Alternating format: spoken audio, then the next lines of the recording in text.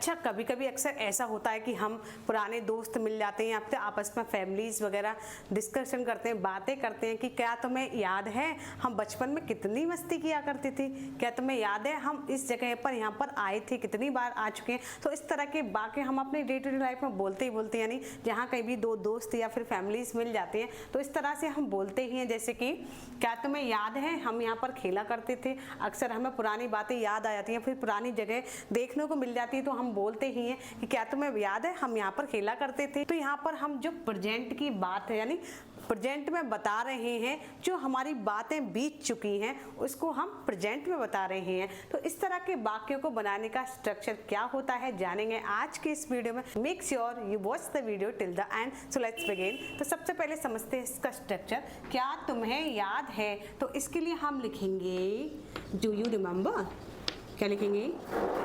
Do you remember, क्या तुम्हें याद है, प्लस उसके बाद हम लिखेंगे सब्जेक्ट, प्लस लिखेंगे यूज टू प्लस यहाँ पर लगाएंगे वर्ब की फर्स्ट फॉर्म देन ऑब्जेक्ट।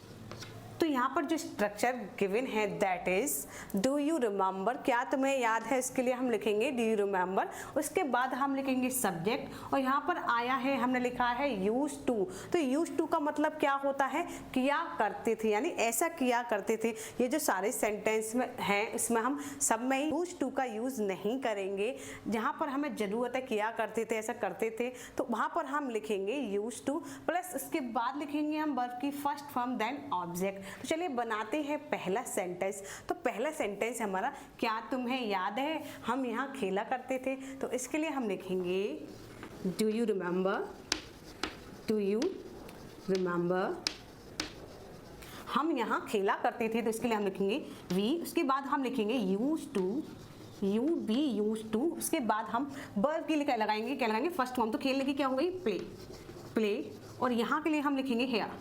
अगर आ जाता कि क्या तुम्हें याद है हम वहाँ खेला करते थे, तो हेयर की जगह हम लिख देंगे there. Now next sentence is क्या तुम्हें याद है एक बार हम यहाँ आए थे। तो इसके इंग्लिश हम लिखेंगे do you remember, do you remember एक बार हम यहाँ आए थे। तो एक बार के लिए हम लिखेंगे वन टाइम, वन टाइम हम यहाँ आए थे। वी, तो यहाँ पर किया करते थे ऐसा कुछ नहीं है, तो हम यहाँ पर यूज टू का यूज नहीं करेंगे। यहाँ पर हम सिंपली जो सेंटेंस है उसे ही लिखेंगे। तो वी और यहाँ पर क्योंकि पास्ट है तो यहाँ पर हम लिखेंगे केम, यहाँ के लिए हम लिखेंगे हेयर। क्या हो गई इसकी English? Do you remember one time we use came here. अगर आप चाहें तो यहाँ पर देयर दैट भी लिख सकते हैं, जैसे कि do you remember that one time we came here. Now next sentence is क्या तुम्हें याद है हम स्कूल में कितनी मस्ती किया करते थे। यहाँ भी दो दोस्त मिल जाते हैं तो बचपन की आदत आज ही हो जाती है, तो हम अक्सर बोल ही देते हैं कि हम स्कूल में कितनी मस्ती किया करते थे। तो इसकी इंग्लिश हम लिखेंगे do you remember, do you remember that हम स्कूल में मस्ती किया करते थे। How much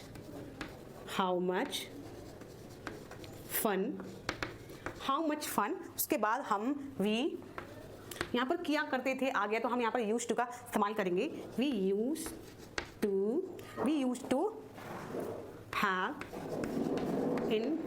have in school. क्या होगा इसकी English? Do you remember that how much fun we used to have in school? Now next sentence is क्या तुम्हें याद है एक बार मैं छत से गिर गई थी। अक्सर हम बोलते हैं क्या तुम्हें याद है हम जब नानी के घर गए थे तो एक बार मैं छत से गिर गई थी। तो अक्सर हम ऐसे बोलते हैं, तो इसके लिए हम लिखेंगे क्या तुम्हें याद है के लिए हम लिखेंगे do you remember, do you remember एक बार मैं छत से गिर गई थी। तो एक बार के लिए हम लिखेंगे वन टाइम